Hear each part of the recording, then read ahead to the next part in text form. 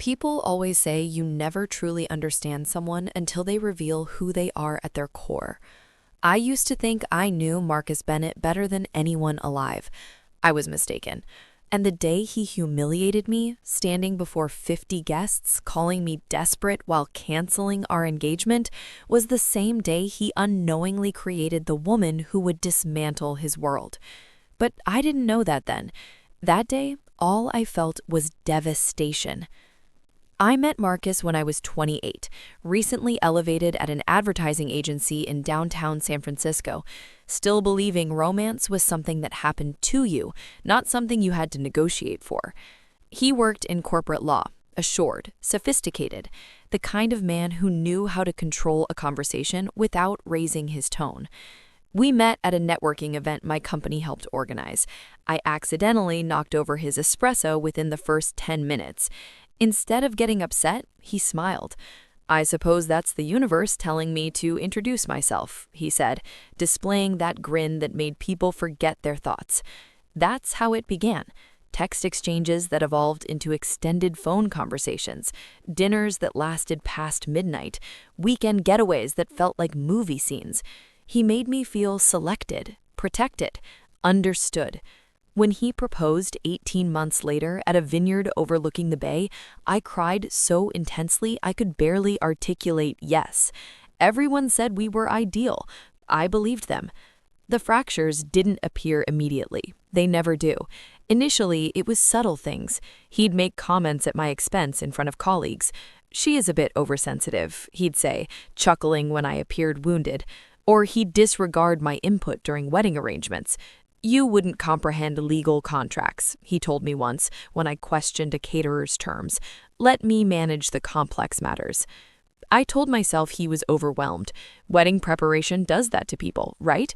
I ignored how his demeanor changed when we disagreed, how encouragement transformed into criticisms, how affection started to feel transactional. By the time I recognized it, I was already emotionally committed. Venue deposit paid, gown ordered, announcements sent. I was his fiancé, and I thought that signified something. The day everything shattered started ordinarily. We were hosting an intimate engagement celebration at a trendy restaurant in Pacific Heights. Close friends, family, a videographer Marcus insisted on hiring for documentation. I wore a pale lavender dress. He told me I looked adequate. That should have been my signal, but I smiled anyway. The celebration was supposed to be joyous, a prelude to our wedding just 4 months away. Instead, it became my public demolition. Midway through the meal, Marcus stood. He tapped his glass, smiling like he was about to deliver a toast. Everyone turned toward him. I reached for his hand, anticipating something tender. He didn't accept it. I've been reflecting recently about authenticity, about not maintaining facades. My stomach tightened. This engagement, he continued, eyes sweeping the room, isn't proceeding. Laughter erupted, confused, nervous. I laughed too, until I realized he wasn't joking. "What?" I whispered. He turned to me then, really looked at me, and something icy flickered across his expression. I can't commit to someone so needy, someone who requires constant validation, someone desperate. The room went silent. I felt every gaze land on me like pressure crushing my lungs. "Marcus," I whispered, my voice trembling, "stop." But he didn't. I've been supporting this relationship, financially, emotionally, professionally. I deserve superior. Someone deserves better. Someone gasped. My father stood halfway from his seat. I couldn't move. "I wanted to handle this privately," he added, shrugging, "but I assumed you'd just become emotional and plead. This way, it's unambiguous." Unambiguous? Like my humiliation was a legal brief? I don't remember standing. I don't remember collecting my clutch.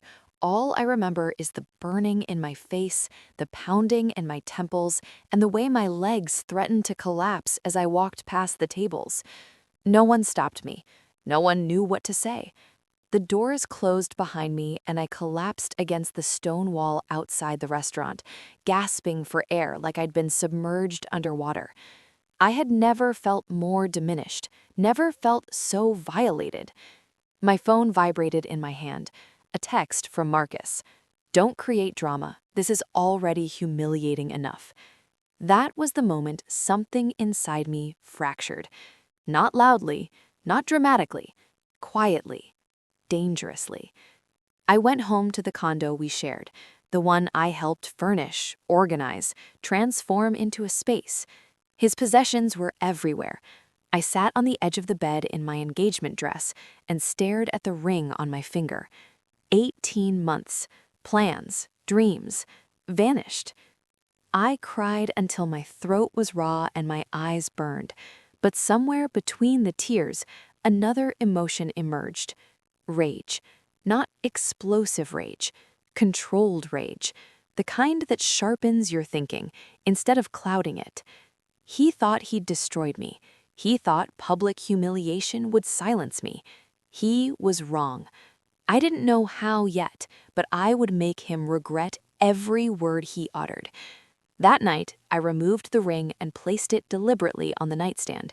Then I opened my laptop, not to monitor him, not to plead, to strategize. Because Marcus Bennett had one critical flaw.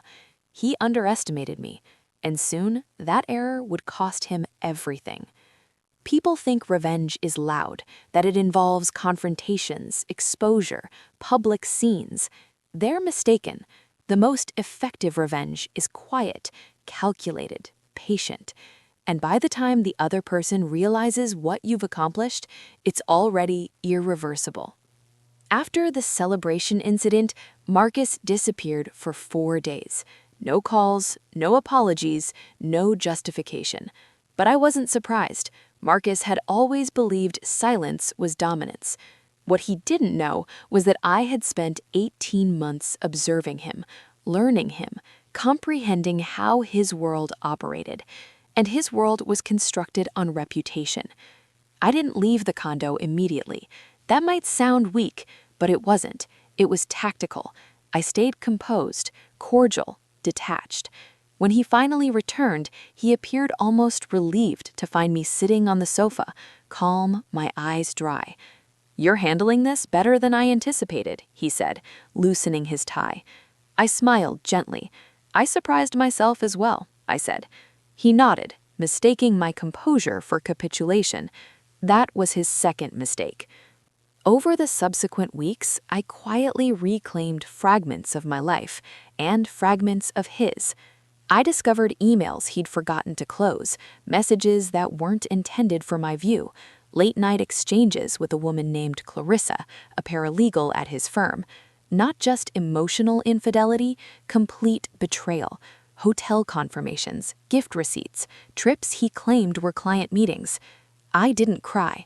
I documented screenshots, backups, timestamps. Because Marcus Bennett didn't just humiliate me emotionally, he'd also violated professional ethics, and that would matter. While Marcus was busy reconstructing our breakup story, informing people I was unstable, clingy, irrational, I was rebuilding. I moved out quietly while he was at the office. No confrontation, no letter, just absence. Then I did something he never anticipated. I stopped responding. No angry messages, no public declarations, no explanations. Silence disturbed him more than tears ever could. 4 months later, Marcus announced his partnership on professional networks. Full partner status, celebratory reception, industry figures, his parents, our mutual acquaintances, and Clarissa. That's when I knew the timing was optimal. I didn't crash the reception. I didn't appear uninvited. I did something more intelligent. I submitted documentation to the ethics board of his firm from a professional account. Clear, organized, time-stamped evidence. Conflict of interest, abuse of position, workplace relationship violations, and one final attachment, audio from the engagement celebration, his voice calling me destrate, demeaning me publicly, the same man claiming professionalism and integrity. The consequences were immediate. Marcus's partnership was suspended, then revoked. An internal review commenced. Clarissa was transferred, then quietly terminated. Invitations ceased arriving, colleagues stopped responding, and suddenly, Marcus Bennett, the man who required validation like oxygen, was isolated. He called me that evening for the first time in months. "You orchestrated this," he said, his voice unsteady. I didn't deny it. "I presented the truth," I replied calmly. "You destroyed my career," he snapped. I laughed softly. "No," I said, "you destroyed it yourself. I simply stopped protecting you." Silence. Then something I never expected. Pleading. "I was upset. I didn't mean it that way. You know I loved you." Loved. Past tense. "I loved who I believed you were," I said, "but I finally met the authentic you, and I disconnected." 8 months later, I stood on a panel at a professional development summit in Seattle. I had transitioned firms, increased my compensation substantially, rediscovered my voice. I spoke about emotional manipulation, about public degradation, about prioritizing yourself. I didn't mention Marcus by name. I didn't need to. Some stories don't require antagonists to be identified. Their absence speaks louder. I encountered him once after that, at a coffee shop. He looked diminished somehow, weathered. He avoided my gaze. I didn't. I smiled politely, not cruelly, not triumphantly, just peacefully. Because the truth is, my vindication wasn't destroying him. It was reconstructing myself. He thought shaming me publicly would break me. Instead, it liberated me. And that's the kind of revenge that endures forever. If you've ever been publicly humiliated by someone you trusted, share your story in the comments, and subscribe for more real stories about choosing yourself when others chose cruelty. You're stronger than you know.